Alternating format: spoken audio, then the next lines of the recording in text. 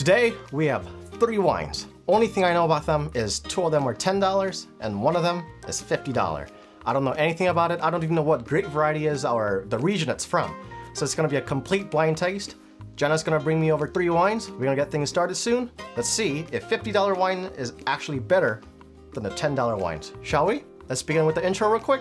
We'll be right back.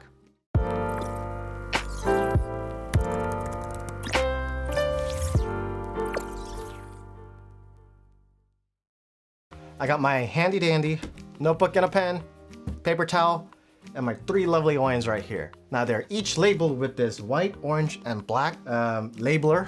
It's a doggy is sleeping right now. I don't know what the hell this is. Wine A, B, and C. I'm gonna see the color first, and then I'm gonna nose them, and then I'm gonna do palate towards the end. So you know the little order of operations I do here. Let's see the colors first and see if any of these wines I can even see the difference between $10 and $50 wine just by looking at it. So wine A is deep ruby, very dense. I'm not seeing anything through the wine. Even on the rim, it's barely any gradation. I can't even see through anything towards the rim. Let's see the wine B, shall we?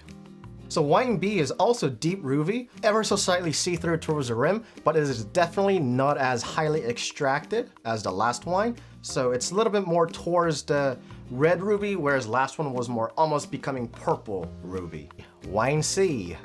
So this particular wine is about the same as last wine. I don't really see much difference, except in terms of color, this one falls a little bit more towards purple than it is towards the ruby. I see a little bit more blue, but still about the same density as the last wine. Looking at the color alone, this 2 wine is similar, but the first wine, the wine A, is definitely denser in almost every aspect. Let's see how it's in the nose. Wine A.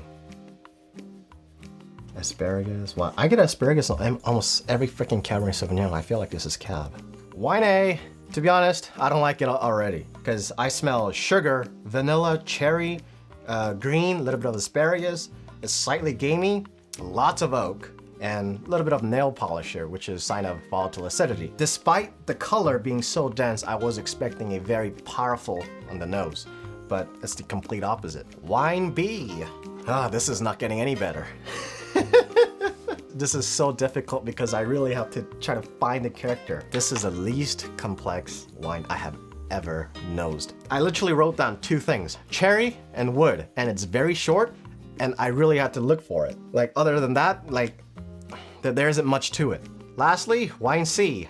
On a wine C, I get a touch of sweet cherry, vanilla, sour apple, and I get a little bit of floral characteristics like lavender, for example. And then there's oak hidden behind, not overpowering the wine. It's actually well integrated.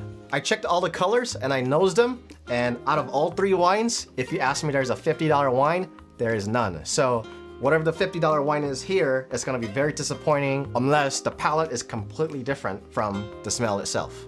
So we're gonna start with wine A again, and we're gonna taste them and see if any of them are $50 wine.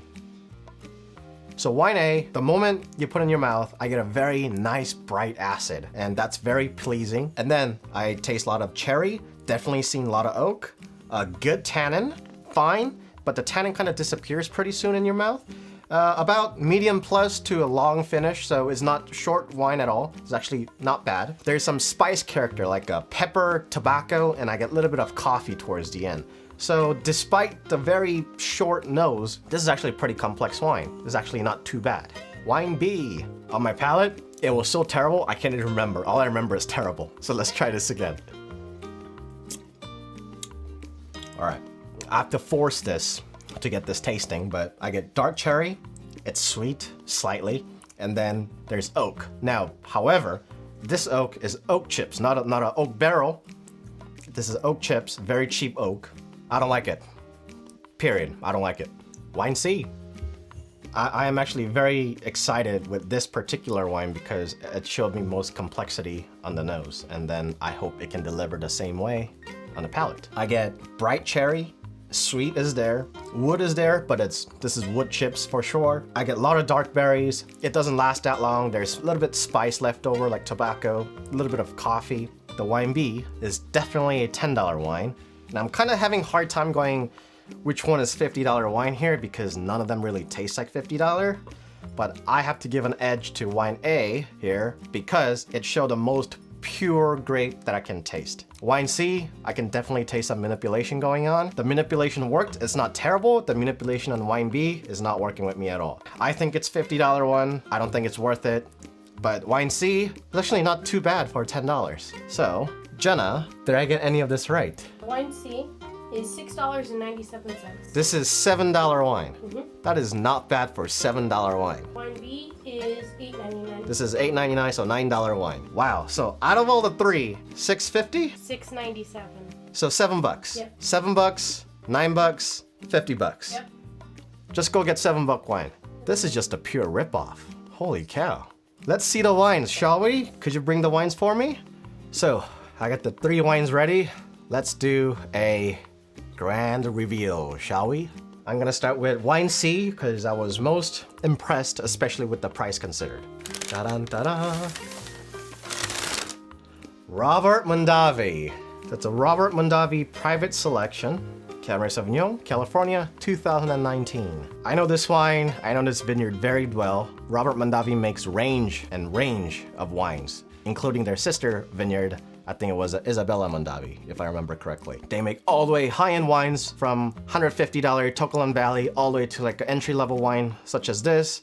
And then considering particular vineyard is known for manipulating the crap out of their wines, especially on their entry-level ones, it's pretty darn well made because manipulation worked. $7, not too bad. Now let's do wine B. The wine that made me almost ruin my entire palate for the good 10-15 minutes. Ta-da, ta-da. Eccentric Cabernet Sauvignon, Argentina, 2019. Do not buy this. No matter what it is, do not buy this. This was terrible. Nope, nope, nope, and nope. Let's see this $50 wine that could barely beat this $7 wine right here. It's my $50 down in the drain, so you don't have to spend the money out of it. Ta-da, ta-da, ta-da, ta-da. Oh my God. Amici 2018. And I know this wine very well because I see this at Total Wine all the time. They put this in like a front top shelf so people get it. And they're usually on like a manager special on the top. So we know what it means. Manager specials at Total Wine means nice profit for Total Wine. Not for your bank, not for your tongue, not for anyone but Total Wine. Napa Valley is very premium region to start with. And with the premium region, it comes at a premium price like this. And then when winemakers start making premium region, premium wine at this kind of quality, this is where Napa Valley starts to fall down a little bit. Now, this is one reason I prefer Bordeaux over Napa Valley because when I get a Bordeaux wine that's $50, $60, I'm often guaranteed to get at least a great quality wine. But with Napa Valley wine, even if I were to spend $70, $80, there are very questionable wines out there that doesn't deliver for the price you're paying. And this wine is one of them. Them trying to charge this wine $50, I think is quite outrageous. Total Wine pushing this wine that this is a good wine, I think it's a little scam. It's almost a theft in my opinion. Overall, my wine verdict is this. Don't buy this $50 wine, but you can go buy this $7 wine.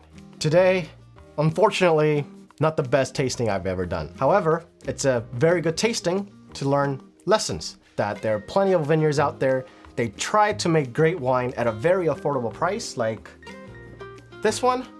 And there are vineyards that charges premium and make crap wines like this. That is all for today. Thanks for watching. Leave a like or dislike. Leave a comment down below. Let me know what you guys think. Did you guys like it? Not like it? Is there any wine recommendation you guys want me to try? Let me know.